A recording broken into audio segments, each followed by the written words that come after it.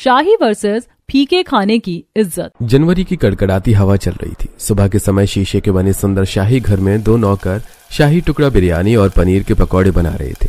तभी नौकर dining table पर बढ़िया सा खाना लगा देते हैं और प्यारे से दो बच्चे ऋषभ और पूजा हाथ में चम्मच लिए डाइनिंग टेबल पर लगातार बजा रहे थे। भूख लगी भूख लगी भूख लगी, खाना लाओ जल्दी से, भूख लगी। अरे भैया सारा खाना आ गया, आज तो पनीर के पकौड़े खाएंगे। खाओ खाओ मेरे बच्चों। लगे मम्मी अब मुझे बर्गर खाने का मन कर रहा है। अरे पूजा बेटा, इतना सारा खाना बना है, सुबह सुबह बर्गर कौन खाता है? बढ़िया बढ़िया नाश्ता करो, गर्मा गर्म पकौड़े खाओ। अरे निर्मला, जब एक बार हमारी पोती ने कह दिया कि उसको पनीर के पकौड़े नहीं बर्गर खाना है, मतलब बर्गर बनेगा। नंदू इधर आओ। जी मालिक। हमारी पोती को बर्गर खाने का मन कर रहा है, एक उसके लिए चीज बर्गर बनाओ। दादू अब तो मैं भी चीज बर्गर खाऊंगा, पकौड़े हटा दो मेरे सामने से। नंदू, मेरे दोनों बच्चे पनीर का पकौड़ा नहीं खाएंगे, तुम इसे डस्टबिन में फेंक देना। नौकर नंदू दोनों बच्चों की प्लेट से गर्मा गर्म पकौड़े निकालकर रसोई के बाहर की खिड़की से डस्टबिन में डाल देता है।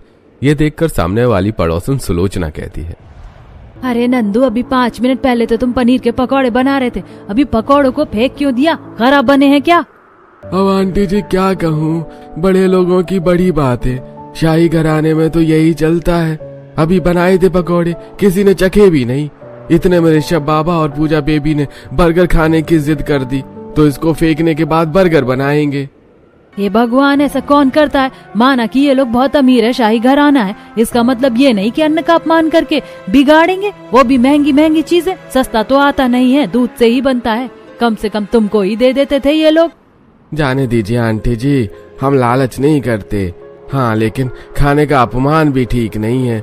हम खा लेते तो मालकिन हमें सुना देती। अच्छा ठीक है, अपना काम कर लो, बहुत ठंड हो रही है, ठंडी हवा आ रही होगी, तुम भी खिड़की बंद कर लो। तब सुलोचना शॉल पहनकर डोलची लिए डेयरी पर जाती है।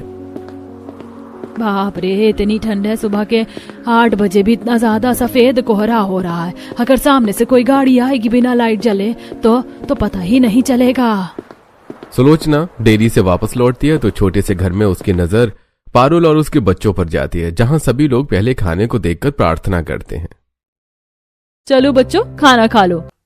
माँ, ये बैंगन आलू की फीकी सब्जी नहीं खानी, आपने इसमें मैजिक मसाला नहीं डाला ना, और ना दही डाला। माँ, इससे अच्छा तो आप बैंगन भाजा बना देते। बच्चों, तुम्हें पता है ना पापा के पास इतने पैसे नहीं हैं, और तुम्हें मैजिक मसाला, बैंगन भाजा, दही, पता नहीं क्या क्या चाहिए। जो है वही खा लो। जितना स्वाद वाला खाना खाओगे उतने चटोरे बनोगे। पता है ना पापा कितनी मेहनत से सर्दी में काम करते हैं और पैसे लाते हैं। देखो बच्चों, मैं जानता हूँ तुम्हें ये सब खाना पसंद नहीं है, तुम्हारा भी अच्छा अच्छा खाना खाने का मन करता है, लेकिन बेटा ये पापा की मेहनत का खाना है, भले ही फीका है लेकिन सेहतमंद बहुत है। अरे मम्मी, अगर पापा पर पैसे नहीं है तो आप किसी पड़ोसी से या फिर दुकान वाले से उधार सामान ले आती, तब तो टेस्टी टेस्टी खाना बन जाता। बच्चों, पापा मेहनत करके जो इज्जत का कमाते हैं और उसका खाना बनता है वो बहुत टेस्टी होता है। सोचो तुम्हारे पापा अगर दुकान से उधार कर लेंगे, अगले दिन वो पैसे नहीं दे पाए और उस दुकान वाले ने बेइज्जती कर दी, तो फिर बेइज्जती करने के बाद वो खाना अच्छा लगेगा? नहीं मम्मी, ये खाना तो बिल्कुल अच्छा नहीं लगेगा और हमको बुरा लगेगा। हम नहीं चाहते हमारे मम्मी पापा को कोई कुछ बोले। हाँ, तो बस यही इज्जत का फीका खाना होता है और इसे प्यार से खाओ। ठीक है मम्मी, मैं भी जिद नहीं करूंगी, मैं यही खा लूंगी। अरे मेरे प्यारे बच्चे। मेरी तो आंखों में आंसू आ गए इन बच्चों की बात सुनकर। एक ऐसा परिवार है जिसके घर में शाही खाना बनता है और ताजों और महंगे खाने की बर्बादी करते हैं, वो भी बच्चे, और बड़े भी ऐसे ही हैं। और एक ये गरीब परिवार है जो फीका खाकर भी खुश। सही कहते हैं, जिसको जो मिलता है सबके सब नहीं मिलता। यहीं से सुलोचना अपने घर लौट जाती है।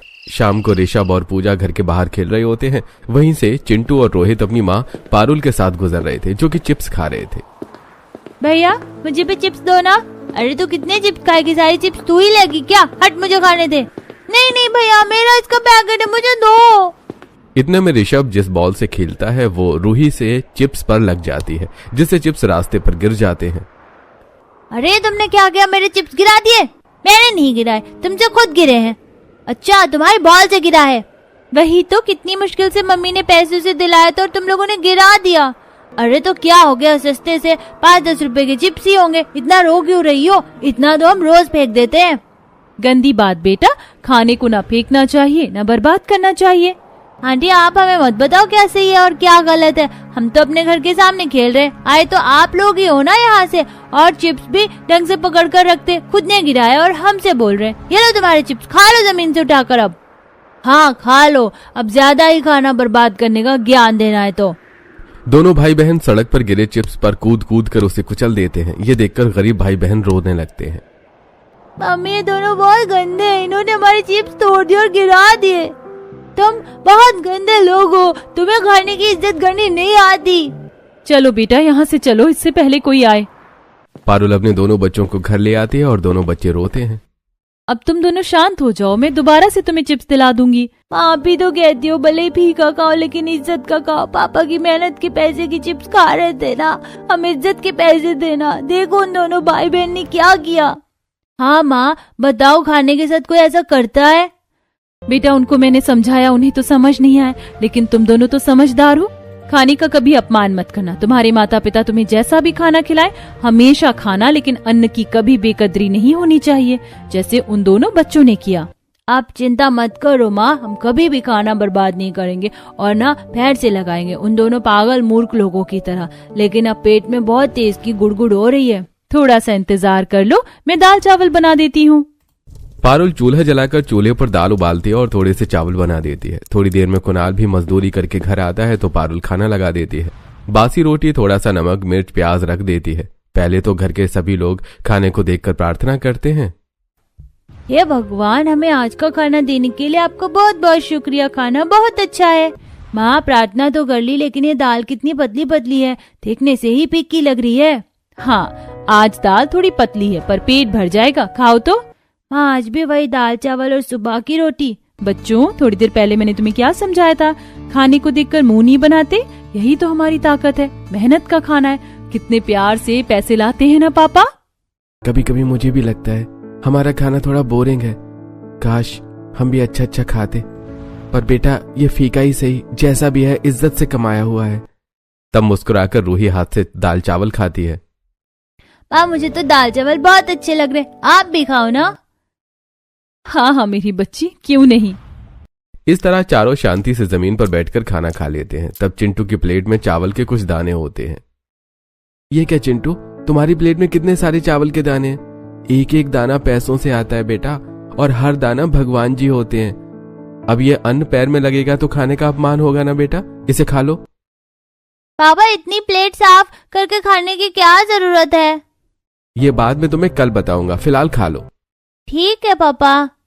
तब चिंटू प्लेट का एक एक चावल का दाना हाथ से खा लेता है और ठंड में पारुल हैंडपंप पर बर्तन साफ करके लेट जाती है। कुणाल कभी कभी ऐसा लगता है कि हम अपनी गरीबी के चक्कर में बच्चों को गलत तरीके से खाना पीना सिखा रहे हैं या फिर उन्हें लाचार कर रहे हैं। नहीं पारुल, तुम ऐसा मत सोचो। हम बच्चों को खाने के बारे में जो भी सीख रहे हैं सही सीख रहे हैं। अगर ये ऐसी बर्बादी करेंगे तो कैसे चलेगा, इसलिए कल मैं इन्हें मंदिर ले जाऊंगा, तुम भी चलना। जी ठीक है। दोनों पति पत्नी सो जाते हैं। वो गरीबी में एक छोटे से घर में अपने बच्चों के साथ 2 वक्त की सूखी रोटी खाकर खुश थे। वहीं शाही महल की बड़ी सी मॉड्यूलर किचन में शाही पनीर, मलाई कोफ्ता, चाप, विदेशी सलाद, नान इत्यादि तैयार हो रहा था। अरे वाह, आज तो रसोई से बहुत बढ़िया खुशबू आ रही है। क्या खाना बना है वैसे, किस खुशी में बहू? देखिए माँ जी, वैसे तो हमारे घर में रोज इतना बढ़िया बढ़िया शाही खाना बनता है, लेकिन आज मैंने विदेशी सलाद, नान, मीठे में रसमलाई ये सब भी बनवा दिया है, क्योंकि मेरे सैलों में इस महीने बहुत बेनिफिट हुआ है और मैं अपना खुद का प्रोडक्ट भी लॉन्च करने वाली हूँ। न्यू फाउंडेशन, एक मेकअप आर्टिस्ट को खुद का प्रोडक्ट लॉन्च करने का मौका मिले, और क्या चाहिए। अच्छी बात है बहू, कांग्रेचुलेशंस। चलो बच्चों डाइनिंग टेबल पर बैठ जाओ। बच्चे डाइनिंग टेबल पर बैठ जाते हैं और खाना देखकर नाक सिकोड़ते हैं। आले आज फिर शाही पनीर, ये कितना बोरिंग है। नहीं आज मुझे ये नहीं खाना, मुझे पिज्जा चाहिए, ये सब बेकार है। अरे बच्चे, तुम्हारी मम्मी ने सब कुछ अभी बनवाया है, ये सब भी तो खाकर देखो। शाही पनीर, मलाई चाप, नान, ये रसमलाई। नहीं पापा ये सब खाना हमें बिल्कुल नहीं पसंद, हमें तो पिज्जा चाहिए। अच्छा ठीक है, मेरे पोते को पिज्जा खाना है बहू, पिज्जा ऑर्डर करो और इसे फेंक दो। नंदू इसे बाहर जाकर कुत्ते को डाल दो। जी मालकिन, ये खाना तो झूठा नहीं हुआ है, फ्रिज में रख देता हूँ। नंदू, तुम्हें सुनाई नहीं देता क्या? माँ जी ने क्या बोला कि कुत्ते को डाल दो। फ्रिज में खाना रखकर सड़ाने की जरूरत क्या है, और फ्रिज भी तो भर जाएगा। ठीक है मालकिन, मैं बाहर कुत्ते को ही डाल देता हूँ। बस सुबह शाम खाने की बर्बादी करते रहते हैं। भरी की भरी खाने की थाली बाहर कुत्ते के लिए फेंक दी जाती है, जिसे कुत्ता खाने भी लगता है। वहीं पड़ोसन, ओहो त्रिशा, तुम बाहर इतनी रात को क्या देख रही हो, और एक खाना क्यों फेंकवा दिया? अरे आज मैं बहुत खुश हूँ, इसीलिए मैंने ये सब खाना बनवाया था, पर बच्चे तो खा ही नहीं रहे। हम तो बड़े खा लेंगे, तो बच्चे का खाना मैंने बाहर फेंकवा दिया। अब पिज्जा डिलीवरी बॉय पिज्जा लाता ही होगा, इसलिए खड़ी हूँ। त्रिशा बहू, बुरा मत मानना, लेकिन तुम सबके सब खाने का बहुत अपमान करते हो, खाना बिगाड़ते हो, और वो भी नॉर्मल नहीं। तुम्हारे घर में तो हर दिन शाही खाना बनता है। इतना किसी गरीब को दे देती तो भला हो जाता। सुलोचना आंटी, मैं आपसे प्यार से बात कर रही हूँ, इसका मतलब ये नहीं कि आप मुझे खाने के ऊपर लेक्चर देने लगेंगी। हम बहुत अमीर हैं, बहुत पैसा है, 200-500 रुपए का खाना बर्बाद भी हो जाता है तो क्या हुआ, और जब हमें गरीब लोगों को खिलाना पिलाना होगा तो हम खिला देंगे, आप फिक्र मत करो। बाप रे, इतना भी पैसों का गुमान नहीं करना चाहिए। पैसा हाथ का मैल होता है, आज है कल नहीं। खाने की कदर करना सीखो। एक वो गरीब परिवार है जो फीका खाना खाता है तो प्रार्थना करता है, और तुम हो कि फेंकते हो। कौन सी प्रार्थना? कौन सा गरीब परिवार? अरे वो लोग गरीब है, खाने को नहीं मिल रहा है तो हाथ जोड़कर तो कहेंगे ही कि भगवान उनको भी इतना दे कि हमारे जैसा शाही खाना खाएं और बिगाड़े। छोड़ो बहू, तुमसे बोलना ही बेकार है।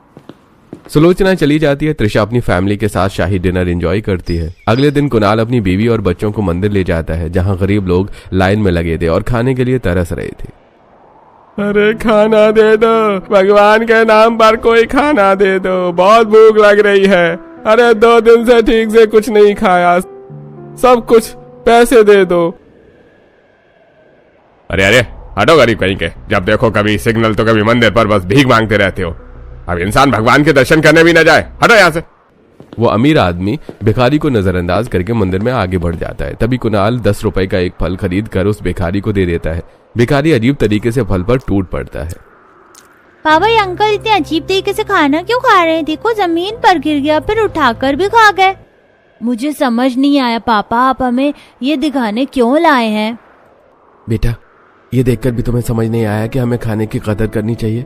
देखो बाहर ठंड में लोग खाने के लिए कितना तरस रहे हैं। जैसे ही उस भूखे इंसान को मैंने फल लाकर दे दिया, उसे बर्दाश्त नहीं हुआ और वो इस तरीके से खाना खाने लग गया। सोचो उसे कितनी भूख है। इस वक्त इस इंसान को फीका खाना भी दे दिया जाए ना, तो उसे वो अमृत लगेगा। बात की गहराई को समझो बेटा, खाना चाहे कैसा भी हो, अगर इज्जत से मिल रहा है तो ये बहुत बड़ी बात है। नहीं खाने को होता तो ऐसे हालात होते। अब मैं समझ गया पापा, मैं कभी भी खाने की बेकदरी नहीं करूंगा, ना प्लेट में झूठा खाना छोड़ूंगा, और मैं भी पापा सारा खाना खाऊंगी। शाबाश बच्चों, चलो दर्शन करते हैं। पूरा परिवार मंदिर के अंदर जाकर भगवान के दर्शन करके आता है। तभी वहां अमीर परिवार आता है, यानी कि निर्मला, सुरेश, त्रिशा, कबीर गरीब लोगों को खाना बांट रहे होते हैं। उसी में ही पारुल और कुणाल भी होते हैं, जो निर्मला को देखकर हैरान हो जाते हैं। माँ जी, आप तुम दोनों यहाँ? फकीर कहेंगे, मुझे पता था ये मनहूस साया तेरा साथ होगा, तो तू इसी तरीके की जिंदगी काटेगा और काट भी रहा है। देख ले आज हम कहाँ हैं और तुम कैसे गरीबों की तरह खाना खा रहे हो। अरे जो बोया है काटना तो पड़ेगा ही। पिताजी, बच्चे, मुझे किसी से नहीं मिलना, चलो हम सब चलते हैं। तब सुरेश उसके हाथ पर खाना रखकर गाड़ी में बैठ जाता है। बाकी के घमंडी लोग भी गाड़ी में बैठकर चल देते हैं। आप लोग ये देखकर हैरान होंगे कि आखिर ये लोग एक दूसरे को देखकर चौंक क्यों गए थे। यही जानने के लिए हम 7 साल पीछे चलेंगे, जहां शाही घराने में अपने बड़े भाई की शादी के दूसरे दिन ही कुणाल पारुल से लव मैरिज करके उसे घर की चौखट पर ले आता है। ये देखकर निर्मला और घर के बाकी लोग हैरान हो जाते हैं। ये सब क्या है? कुणाल, तूने इस लड़की से शादी कर ली बिना हमें बताए? तुझे पूरे संसार में ये गरीब ही मिली थी क्या? माँ, जो हो गया उसे एक्सेप्ट करना आपके लिए मुश्किल है, लेकिन मैं पारुल से बहुत प्यार करता हूँ और उसके बिना नहीं रह सकता था। आपको बताता तो आप लोग राजी नहीं होते, इसलिए हमने शादी कर ली। प्लीज माँ, मुझे और पारुल को एक मौका दीजिए, वो आपको शिकायत का एक भी मौका नहीं देगी। प्लीज माँ जी, पापा जी, पहली गलती समझकर माफ कर दीजिए। जेठानी जी, आप तो समझाइए। मैं क्यों समझाऊं? बड़ों का अपमान कैसे करके तुम दोनों ने प्रेम विवाह रचा लिया। देवर जी, ये तो देख लेते कि आपका स्टैंडर्ड क्या है। मैं मेकअप आर्टिस्ट हूँ, शादी के बाद भी काम करूंगी। ये शाही परिवार है और आप एक गरीब को यहाँ उठा कर लिया है, किसी नौकरानी से कम नहीं है। प्लीज भाभी, मैं पारुल के बारे में ये सब नहीं सुनूंगा। अरे तो तू चाहता है कि सब लोग तेरे इशारों पर नाचे, तू जो बोले वही हो? नहीं भाई, मेरा ये मतलब नहीं है। पापा प्लीज आप तो समझो। बस बहुत हो गया, किसी को यहाँ कुछ नहीं समझना। तूने जो गलती की है उसकी सजा तो मिलकर रहेगी। अब तेरा इस घर से, इन घर वालों से कोई वास्ता नहीं है, ना ही तुझे कोई प्रॉपर्टी मिलेगी। इस गरीब लड़की से शादी की है ना, तो ऐसी ही जिंदगी बिता। माँ जी प्लीज मेरे किए की सजा इन्हें मत दीजिए, ये आप लोगों से दूर कैसे रहेंगे। चले जाओ तुम दोनों यहाँ से, इस चौखट पर आने की अब कोई जरूरत नहीं है। निर्मला दरवाजा बंद करके दोनों को धक्के मारकर घर से बाहर निकाल देती है। इसके बाद कुणाल और पारुल का उस घर से हमेशा के लिए रिश्ता टूट जाता है। वो दोनों अपने शाही घर के पीछे की गली में रहने लगते हैं, जिससे कि कुणाल अपने माता पिता को दूर से देख पाए और उनकी नजरों में भी ना आए। इसी बीच पारुल चिंटू और रूही को जन्म देती है।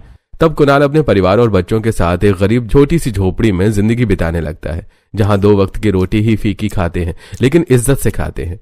वहीं जेठानी के 2 बच्चे हो जाते हैं, जिसके बाद भी वो अपने मेकअप आर्टिस्ट के काम को कभी छोड़ती नहीं है। पति और ससुर भी अच्छा खासा बिजनेस कर रहे थे और त्रिशा भी अपने ब्यूटी प्रोडक्ट को लॉन्च करती है। लेकिन एक दिन उसका न्यू ब्यूटी प्रोडक्ट लगाने से 3 लड़कियों का चेहरा जल जाता है, जिससे वो लड़कियां त्रिशा पर केस ठोक देती हैं और पुलिस उसे गिरफ्तार करती है। ये आप लोग ठीक नहीं कर रहे हैं, छोड़ो मुझे। आपने मुझे क्यों अरेस्ट किया है? चेहरा बदलने वाली मेकअप आर्टिस्ट, ज्यादा चू चपड़ मत कर दू है। 3 लड़कियों ने केस ठोका है तुझ पर, अब तू नहीं बचेगी। मम्मी जी, पापा जी, कबीर, तुम तो मुझे बचाओ, बच्चों को पता मत चलने देना ये सब। मैं आता हूँ, तुम चिंता मत करो, मैं बेल के पेपर रेडी करवाता हूँ। कबीर वकील के पास बेल के पेपर रेडी करवाने के लिए जाता है। इतने में उसे जो इन्वेस्टमेंट की होती है वो डूब जाती है, जिससे इन्वेस्टर का लगा पैसा भी चला जाता है और इन्वेस्टर्स धमकी देते हैं। कबीर, हमने तुम्हारे 40 करोड़ रुपए इस प्रोजेक्ट में लगा दिए जो कि डूब गए। अब हमारा क्या होगा? हमारे पैसे वापस करो, वरना इस कंपनी को बेच दो, इसे हमारे नाम करो। नहीं, मैं ये कंपनी आपके नाम नहीं कर सकता, ये मेरे पिताजी की है। सोच लो, 40 करोड़ रुपए दोगे या कंपनी? देखो, मैं वैसे ही परेशान हूं, मुझे 1 दिन की मोहलत दो। तुम्हें क्या लगता है मैंने पैसे दबाने के बाद तुम्हें 2 मिनट भी नहीं देना चाहेंगे? हम फिर भी 4 घंटे देते हैं, या तो 40 करोड़ रुपए या कंपनी नाम करो। कबीर फंस जाता है, रोते हुए घर वापस आता है। वहीं दूसरी तरफ त्रिशा को जेल से निकलवाने के लिए कबीर अभी तक नहीं पहुंचता। घर पर जैसे ही ये बात पता चलती है, निर्मला सुरेश भी परेशान हो जाते हैं। हे भगवान, मुझे तो समझ नहीं आ रहा, दोनों तरफ से मुसीबत सिर पर आ गई है। बहू भी जेल में है और अगर बहू पर लगा इल्जाम सच हो गया तो उसका सैलून भी बंद हो जाएगा, बदनामी अलग, और एक तरफ हमारी कंपनी भी डूब जाएगी। हमारे पास पैसे का कोई जरिया नहीं बचेगा। अरे बस करो निर्मला, बस करो, ये सब सुन सुन के दिमाग फटने जैसा हो गया है? छोटे छोटे बच्चे अपनी माँ के बिना कैसे रहेंगे? अगर त्रिशा जेल से बाहर नहीं आई तो क्या खिलाएंगे पिलाएंगे बच्चों को? बेटा 40 करोड़ तो है नहीं हमारे पास, अब तू अपनी कंपनी ही बेच दे। सुरेश की बात सुनकर कबीर ऑफिस पहुंचता है, जहां इन्वेस्टर के नाम उसे अपनी कंपनी नाम करनी पड़ती है। वहीं वकील भी त्रिशा को जेल से बाहर नहीं निकाल पाता। दोनों बच्चे अपनी मां के लिए परेशान हो रहे होते हैं और खाने की बर्बादी अभी भी करते हैं। 4 दिन बाद अदालत में त्रिशा पर लगे इल्जाम सच हो जाते हैं। सारे सबूतों और गवाहों को मद्देनजर रखकर यह तय किया जाता है कि मेकअप आर्टिस्ट त्रिशा ने अपने जो नए प्रोडक्ट लॉन्च किए थे, लालच के चलते उसे घटिया तरीके से बनाया और 3 लड़कियों के चेहरे पर टेस्टिंग करके उनका चेहरा खराब करने की कोशिश की है, जिससे उन्हें 50 करोड़ का जुर्माना भरना पड़ेगा और 1 महीने की जेल। जज साहब, मैंने ऐसा कुछ नहीं किया। मैंने बहुत ईमानदारी से परख के नया प्रोडक्ट लॉन्च किया, तो मेरा विश्वास कीजिए। त्रिशा को वापस जेल में डाल दिया जाता है और 50 करोड़ का जुर्माना भरने के लिए शाही घर भी नीलाम हो जाता है। यह बात गरीब देवर देवरानी सुनकर परेशान हो जाते हैं। वकील की बेल पर 15 दिनों में जैसे ही त्रिशा जेल से बाहर छूट कर आती है तो लोग मारने के लिए उसके पीछे पड़ जाते हैं, जिससे पूरा परिवार अब हर तरफ मिली मुसीबतों से परेशान अपना सिर छुपा रहा था। कहाँ गया वो शाही परिवार जो अपने पैसों पर बहुत उछलता है? मासूम लड़कियों के साथ ऐसा करके इन्होंने बिल्कुल ठीक नहीं किया। इन्हें तो सजा देनी होगी। मोहल्ले वालों, जहाँ उनके परिवार को देखो, पत्थर बरसाना शुरू कर दो। पूरा परिवार 2 दिन से लोगों के गुस्से का शिकार होकर चुप रहे थे। दादू ये क्या हो रहा है? सब लोग हमारे पीछे क्यों पड़े और पत्थर क्यों मार रहे? सब मेरी गलती है बच्चों। हे भगवान, अब हमारे पास रहने को छत भी नहीं है, ना बच्चों को खिलाने के लिए कुछ। ऐसा दिन क्यों दिखाई भगवान आपने? मम्मी, पापा, दादा दादी, बहुत भूख लग रही है। अरे देखो, वो रहा घमंडी परिवार, मारो उन्हें, मारो। पूरा परिवार अपनी जान बचाने के लिए भागता ही है कि कुणाल हाथ पकड़ पकड़ के सबको अपने घर में ले आता है और दरवाजा लगाकर खिड़की बंद कर देता है। चिंता मत करो, आप सब यहाँ पर सुरक्षित हो, किसी ने आपको लोगों को नहीं देखा है। कुणाल, पारुल, तुम दोनों यहाँ? ये तुम्हारा घर है? पापा जी, घर से इतने साल दूर होने के बावजूद भी हम यहीं रह रहे थे। मम्मी पापा, ये तो वही गंदे बच्चे जो खाने का निरादर करते हैं। ऐसे नहीं बोलते बच्चों, ये तुम्हारे बड़े भाई बहन हैं और वो तुम्हारे दादा दादी, तुम्हारे ताई ताऊ। हमारे ऐसे मुश्किल समय में तुम दोनों हमारी मदद करो, जबकि मैंने तुम दोनों के साथ बहुत गलत किया है। माँ जी, आप सब हमारा परिवार हैं, अपने परिवार को हम मुसीबत में तो नहीं छोड़ सकते ना। बहुत भूख लग रही है। बेटा, यहाँ तुम्हें पिज्जा, चाउमीन, बर्गर नहीं मिलेगा। ये गरीब घर है तुम्हारी चाची का। फिलहाल जब तक हम बाहर नहीं जाते ऐसे ही रह लेंगे। तब पारुल पानी वाली आलू की सब्जी, रोटी और चावल बना देती है और सभी को परोस देती है। तब उसका पति और बच्चे सब खाने को देखकर प्रार्थना करते हैं, तब खाते हैं। बाकी लोग हैरान होते हैं।